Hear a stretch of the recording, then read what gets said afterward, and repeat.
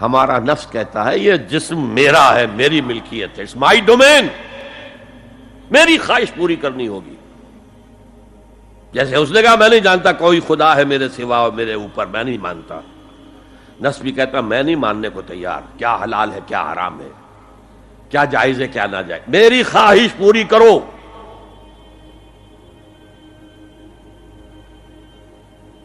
اس کے خلاف جہاد، یہ پہلی منزل کا جہاد ہے. اور آپ کو معلوم ہے 3 منزلہ عمارت ہے، تو بلند ترین تو ہے تیسری منزل، اہم ترین ہے پہلی منزل. پہلی منزل بنے گی تو دوسری بنے گی، دوسری ہوگی تو تیسری بنے گی نا. پہلی منزل یہ ہے اور اہم ترین یہ ہے.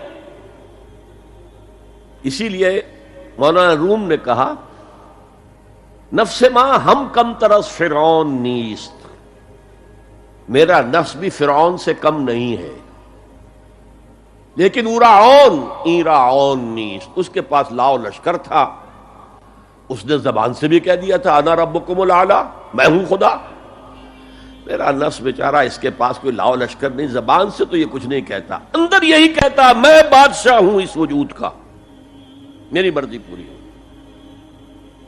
تو اسٹرگل اگینسٹ دس بیسر سیلف، ایک سیلف ہے اونچی سیلف، خود ہی انا ایگو، اور ایک ہے یہ بیسر سیلف، حیوانی جبلتیں جو اندھی بہری ہیں، جو حلال اور حرام سے انہیں کوئی غرض نہیں ہے، ان کے خلاف جہاد کرنا. آپ نے فرمایا صلی اللہ علیہ وسلم المجاہد من جاہد نفسہ، اصل مجاہد وہ ہے جو اپنے نفس کے خلاف جہاد کر سکے. تمہارے اندر یہ دشمن تو بیٹھا ہوا ہے، تکڑا ہے، تمہیں کنٹرول کر رہا، چلے آؤ باہر کے دشمنوں سے جہاد کرنے کے لیے. تم نے ٹانگے کو گھوڑے کے آگے باندھ دیا.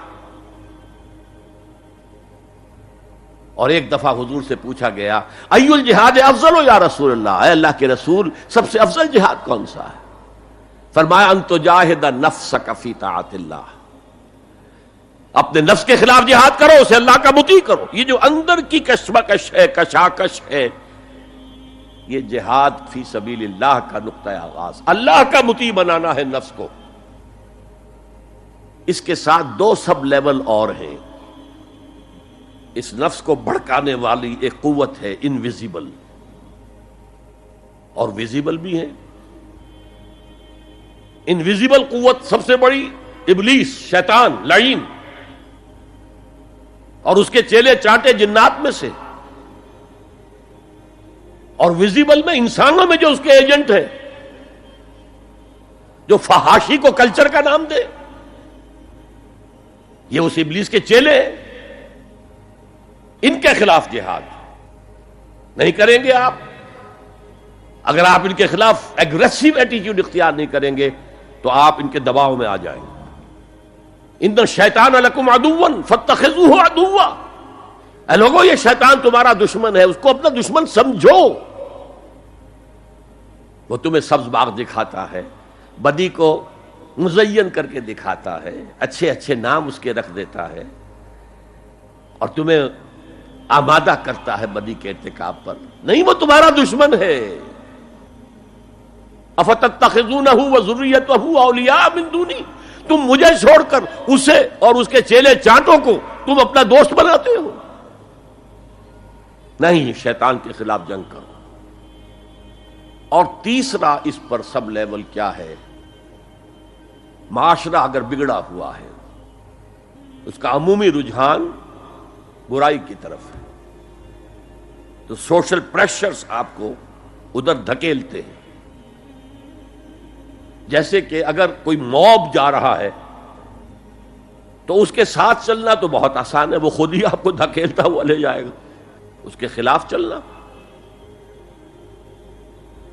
بہت مشکل کام. ہو سکتا ہے آپ بڑی زور لگا کے 4 قدم آگے بڑھیں، پھر کوئی ریلا آئے 10 قدم پیچھے لے جائے.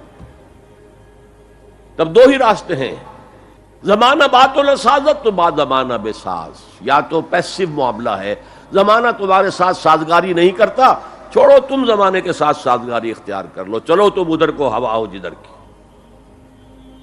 ایک یہ ہے کہ نہیں، زمانہ بات و سازت تو بعد زمانہ ستیس، زمانہ اگر تمہارے ساتھ سازگاری نہیں کر رہا تو زمانے سے جنگ کرو، لڑو، ریزسٹ کرو۔ تو 3 جہاد ہو گئے فرسٹ لیول کے، 3 سب لیولز۔ نفس امارہ، اڈ، لیبیڈو، نفس حیوانی کے خلاف جہاد، اس کو بھڑکانے والے، وسوسہ اندازی کرنے والے، اس میں پھونکے مارنے والے، شیطان اور اس کی ذریت مانوی اور ذریت نسلی، جنات اور انسانوں میں جو اس کے ایجنٹ ہیں، ان کے خلاف جہاد، معاشرے کے خلاف ایک اسٹرگل۔ اب یہ 3 جہاد آپ نے کر لیے، اللہ توفیق دے ہم میں سے ہر ایک کو، تو اب یہ جہاد آپ کے جسم سے باہر نکلے گا، خارج میں آئے گا۔ دوسری منزل ہے نظریاتی تصادم۔ اگر آپ نے ایمان کا نظریہ اختیار کیا ہے تو الحاد کا نظریہ رکھنے والے بھی موجود ہیں، آپ نے توحید کے نظریے کو اختیار کیا ہے تو مشرکانہ عقائد رکھنے والے بھی موجود ہیں۔ They are bound to resist. اس کے خلاف جہاد کرنا ہوگا، محنت کرنی ہوگی، اپنی بات کو دلائل سے ثابت کرنا ہوگا، اپنی بات کو اچھے انداز میں حسن اسلوب سے لوگوں کے دلوں تک پہنچانا ہوگا۔ ظاہر بات ہے وقت لگے گا، جان کھپے گی، اور اگر آپ انتہائی سنسیئر ہیں، یہ آپ کا ایک لائف لانگ اور ہول ٹائم جو ہے آپ کی انگیجمنٹ ہوگی ہے۔ اینڈ ٹائم از منی۔ جہاد بالمال، جہاد بالنفس۔